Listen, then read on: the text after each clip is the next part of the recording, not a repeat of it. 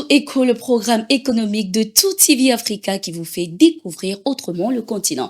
Nous démarrons ce numéro avec la première partie des actualités économiques et c'est tout de suite. Le Cameroun connaît depuis quelques jours une pénurie de carburant qui affecte les activités économiques. Dans les principales villes du pays comme Douala, Yaoundé ou encore Bafoussam, les automobilistes se bousculent dans les stations-service à la recherche de quelques litres d'essence. Le gouvernement explique cette situation par des conditions météo océaniques défavorables qui ont interrompu les chargements ship-to-ship de 3 navires contenant le carburant du type Super pendant 4 jours au port autonome de Lomé. Selon le journaliste camerounais Bruno Bidjang, ce sont plutôt les importateurs de carburant qui ont décidé de ne plus ravitailler le Cameroun, qui traîne une dette de 134 milliards de francs CFA. Je vous propose de suivre ces explications. Le problème, c'est quoi? La pénurie observée aujourd'hui est due simplement à une cause.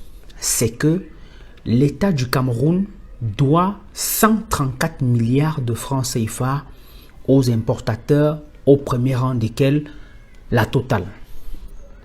Au premier rang desquels Total, autant pour moi. Alors, Total qui, depuis un certain moment, exige à être payé, décide donc de livrer le carburant qu'une fois sa facture payée. Avant, comment ça se passait? Total livrait le carburant et attendait les paiements après. Mais sauf que ces paiements prenaient beaucoup de temps pour être effectués par l'État du Cameroun. Le Cameroun est un pays producteur de pétrole. Du 1er au 30 juin 2023, le pays a produit 11 939 millions de barils de pétrole.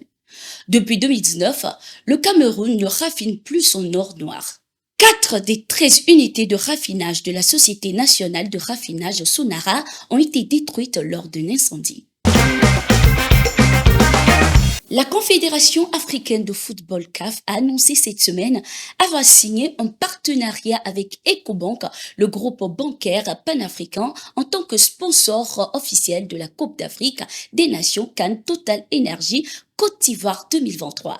La Coupe d'Afrique des Nations CAN Total Energy, le plus grand événement sportif africain, débutera le 13 janvier 2024 en Côte d'Ivoire. 16 des 35 pays africains dans lesquels Ecobank est présente font partie des 24 pays qui participeront à la grande messe du football continental.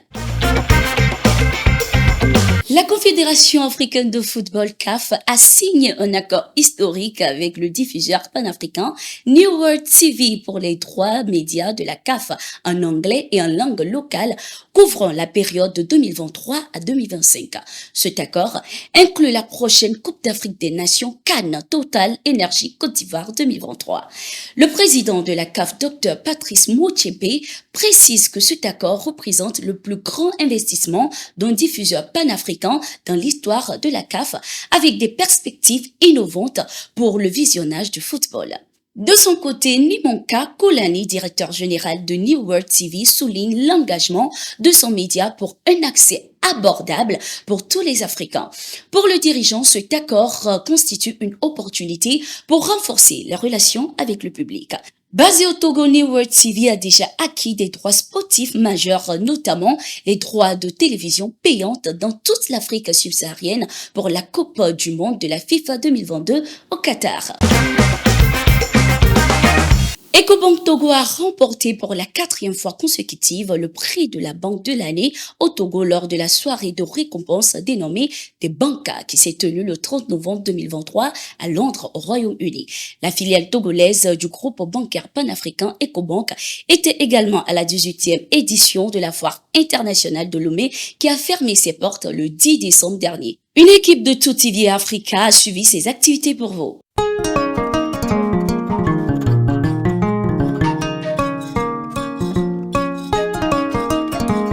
Le mois de décembre a bien commencé chez Ecobank. Ce 2 décembre, toujours dans le cadre de la 18e foire internationale de Lomé, la Banque panafricaine a présenté dans une ambiance festive, conviviale et chaleureuse ses produits et services au public.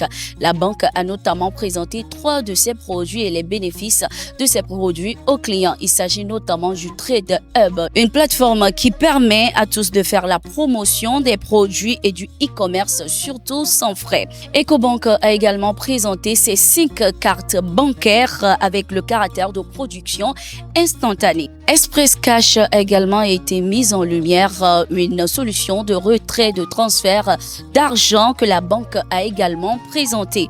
Les différents produits que nous offrons à la clientèle sont destinés pour faciliter la vie à nos clients. Et aujourd'hui, vous avez vu, nos collègues ont présenté des produits digitaux, notamment les Cash Express, notre application mobile, notre Trade Hub. Mais en dehors de tous ces produits, nous avons des solutions de financement pour les PME-PMI. Et nous avons des solutions de financement pour les particuliers, nous avons des solutions de financement pour les grandes entreprises. Donc tous ces produits, Ecobank veut les développer davantage pour que la population togolaise puisse connaître ces produits et les utiliser pour faciliter la vie de nos concitoyens. En plus, nous participons à la bancarisation de la population.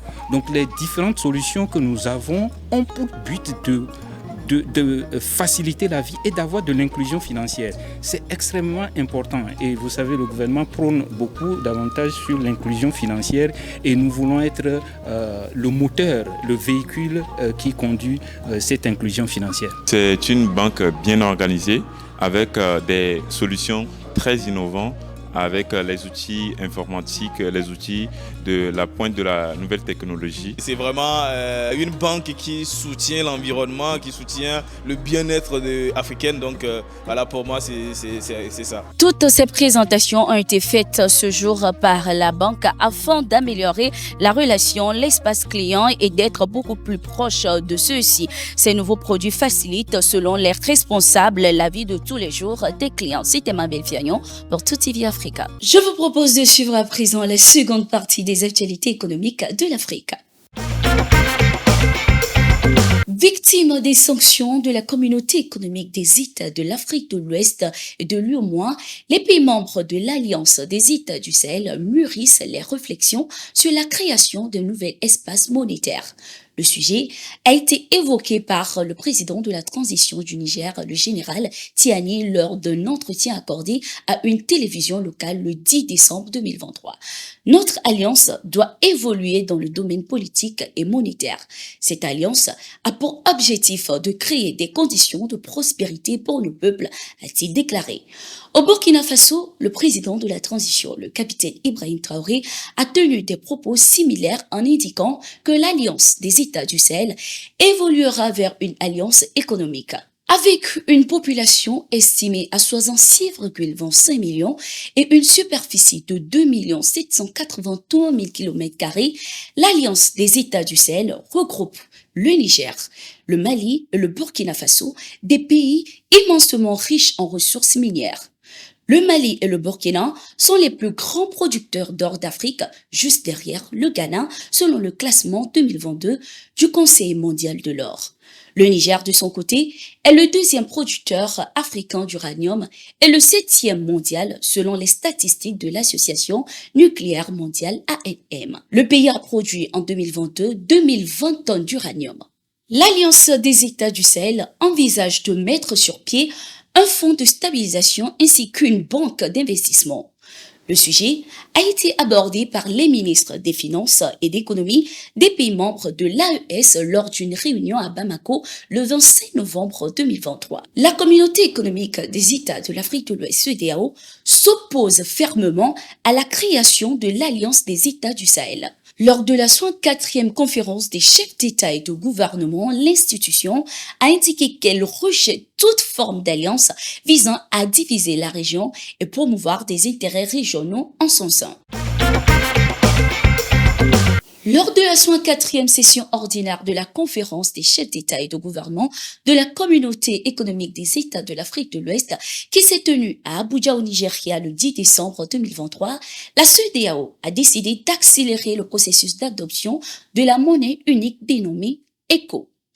La conférence a pris acte du rapport intérimaire présenté par le comité de haut niveau chargé des dispositions pratiques pour le lancement de l'ECO. Les chefs d'État et de gouvernement de la CEDEAO ont ensuite engagé le comité des experts à poursuivre des travaux afin de rendre leur copie lors de la prochaine conférence.